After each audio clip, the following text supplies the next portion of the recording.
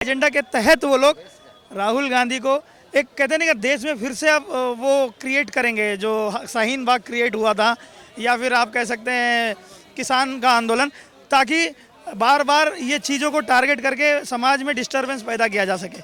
मोदी के खिलाफ एक खबर है। भाई साहब, मैं भ्रष्टाचार के खिलाफ ऐसी आवाज बुलंद करूंगा अपने देश में कि सारे देशवासी मेरे को ही देंगे।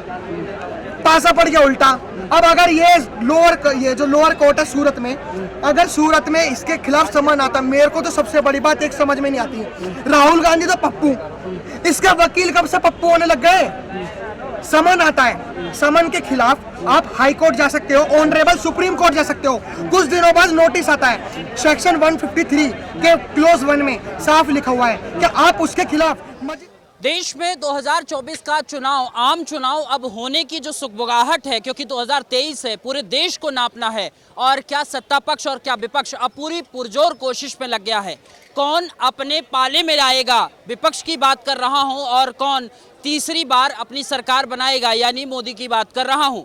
लोग क्या सोचते हैं, देश के अलग अलग राज्यों में किस तरीके की गतिविधि चल रही है, इसको लेकर के लगातार चर्चा है। कुछ लोग हमारे साथ, सारे जो हथकंडे हैं ईडी और सीबीआई के, सब विपक्ष की तरफ जा रहे हैं। मेरे समझ में नहीं आता कि ईडी और सीबीआई अगर यूज़ की जा रही है तो न्यायपालिका जो स्वतंत्र ऑर्गेनाइजेशन है, जो विपक्ष है, वो तो जानता है कि न्यायपालिका जो है वो स्वतंत्र है, तो वो न्यायपालिका के पास जाते क्यों नहीं है अपनी याचिका लेकर। और जितनी बार विपक्ष गया है, चाहे कोई भी हो, वो जुडिशरी के थ्रू ही गया है, जुडिशरी ने उसको बेल नहीं दी है। मतलब आप कहीं ना कहीं गलत किए हैं, आपके खिलाफ एविडेंस हैं, इसीलिए आप अंदर हैं। अब आप उसको आम जनमानस में इस तरह से पेश करते हैं जैसे कि आप मतलब विक्टिम कार्ड खेलना है कुल मिला के, कि मैं विक्टिम हूँ, मुझे छोड़ दीजिए, मेरे साथ ये अत्याचार हो रहा है। मतलब गलत काम को भी भुना रहे हैं पॉलिटिकल फ़ायदे के लिए। सर, ममता बनर्जी तो अभी एक संबोधन में उन्होंने कहा कि बीजेपी का ऐसी वॉशिंग मशीन है जिसमें आरोपी आ रहा है और शुद्ध होकर जा रहा है। मेरे ये समझ में नहीं आता कि ये कौन कहता है कि आरोपी जो है वो आएगा और शुद्ध हो जाएगा। जो आरोपी है उसके खिलाफ जो आरोप लगे हुए हैं, अगर वो मैटर सब जुडिस है तो उस पर तो कोई बात ही नहीं करनी है, क्योंकि वो मैटर कोर्ट में है। अब जब ममता बनर्जी जी को कोर्ट पे विश्वास नहीं है तो वो इसी तरह का एलिगेशन फेंकेंगी ताकि पब्लिक जो है उसको कंफ्यूज करें। वो कन्फ्यूजन करना उनका काम है। ऐसा कोई भी व्यक्ति नहीं है जो कानून से ऊपर है, चाहे जिस पार्टी में जाए। बीजेपी में भी जाएगा तो बीजेपी वाले क्या जानते नहीं इस बात को।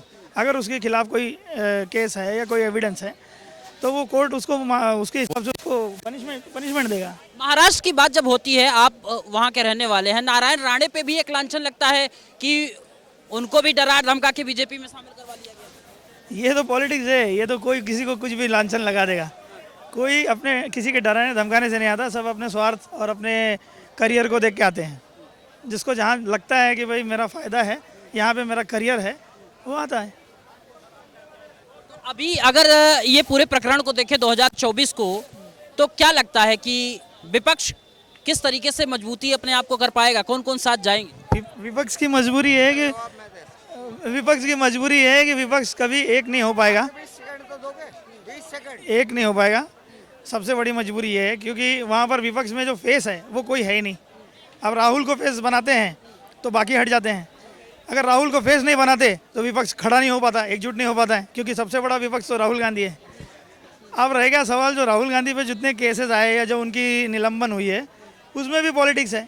छोटे से केस के लिए राहुल गांधी के लिए बड़े बड़े वकील लग जाते हैं। उनके ही पार्टी के कई बड़े सुप्रीम कोर्ट के लॉयर हैं जो उनके लिए लड़ते हैं, लेकिन जब उनकी सदस्यता रद्द हुई कोई नहीं गया, ना उन्होंने कभी अप्रोच किया। इसका मतलब ये एजेंडा है, एजेंडा के तहत वो लोग राहुल गांधी को एक कहते नहीं कि देश में फिर से अब वो क्रिएट करेंगे जो शाहीन बाग क्रिएट हुआ था, या फिर आप कह सकते हैं किसान का आंदोलन, ताकि बार बार ये चीज़ों को टारगेट करके समाज में डिस्टरबेंस पैदा किया जा सके।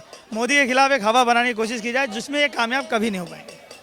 Sir 20 second. सर एक बात बताऊं, एक प्रधानमंत्री पढ़ा लिखा चाहिए, पढ़ा लिखा प्रधानमंत्री चाहिए। मोदी जी तो आप क्या कह रहे हैं? मोदी जी 1 मिनट, हाँ 1 मिनट आप ले लीजिए। हाँ 1 मिनट मैंने मांगे 20 सेकंड दिए नहीं।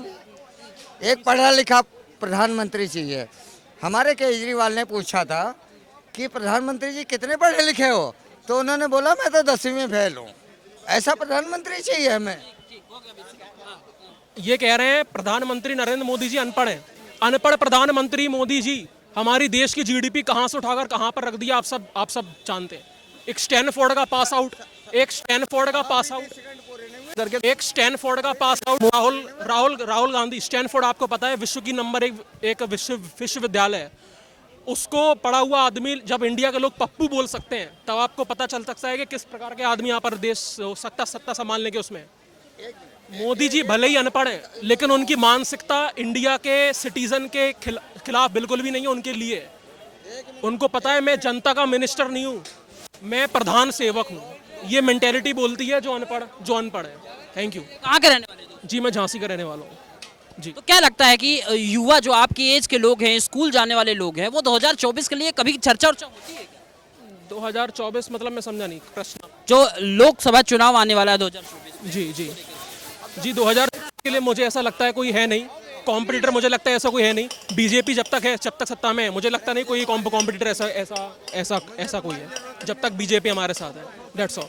Thank you. मनीष कश्यप से रिलेटेड कुछ बात सुनी है क्या? मनीष कश्यप से लेके नहीं जी ठीक। Thank you. बुलंद करूंगा अपने देश में कि सारे देशवासी मेरे को ही देंगे। पासा पड़ गया उल्टा। अब अगर ये जो लोअर कोर्ट है सूरत में, अगर सूरत में इसके खिलाफ समन आता, मेरे को तो सबसे बड़ी बात एक समझ में नहीं आती है, राहुल गांधी तो पप्पू, इसका वकील कब से पप्पू होने लग गए? समन आता है, समन के खिलाफ आप हाई कोर्ट जा सकते हो, ऑनरेबल सुप्रीम कोर्ट जा सकते हो। कुछ दिनों बाद नोटिस आता है, सेक्शन 153 के क्लोज 1 में साफ लिखा हुआ है कि आप उसके खिलाफ मजिस्ट्रेट के पास जा सकते हो, ऑनरेबल सुप्रीम कोर्ट का दरवाजा खटखटा सकते हो। लेकिन कुछ नहीं खटखटाया। आज छाती पीट रहे हैं जंतर मंतर। अरे भाई अब सत्याग्रह कर रहे हैं, कैंडल मार्च निकाल रहे हैं। सत्याग्रह काले कपड़ों में इनकी शक्ल भी काली और ये भी काले। और मैं अब भी बता रहा हूँ, विधानसभा में इन्होंने जो काले कपड़े पहन के जो लोकसभा में जो ओम बिरला है, जो हमारे स्पीकर हैं, उनके ऊपर जो दुर्व्यवहार करा है, आपकी कल की देखना, आपके ऑडियंस को बताना चाहूंगा। आज 28 है ना, 27 तारीख की रिपोर्ट देखना आप।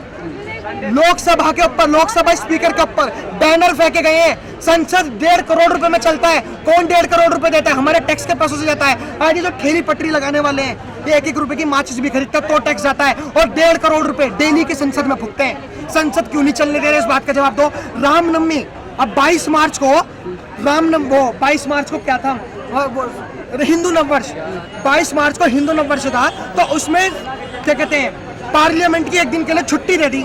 अखिलेश के पिछवाड़े में आग लग गई कि भाई साहब तुम खाली हिंदुओं के लिए छुट्टी क्यों दे रहे हो? एक दिन की छुट्टी 22 मार्च की। रामनवमी तो हमें क्या मतलब? अरे तुम्हारा हिंदू नववर्ष से हमें क्या मतलब? तुम पार्लियामेंट की छुट्टी क्यों कर रहे हो? लेकिन अब संसद नहीं चलने दे रहे। अब वो अखिलेश यादव भी नहीं दिख रहा दूर दूर तक, ना वो ममता बनर्जी दिख रही। ये इन सबका दोगलापन है। मैं तो ये चाहता हूँ, अगर आपके जनता तक पहुँच रही हो, इन सबका दोगलापन उतारने में जितना मजा है ना, सच्चे में बीजेपी की तारीफ करने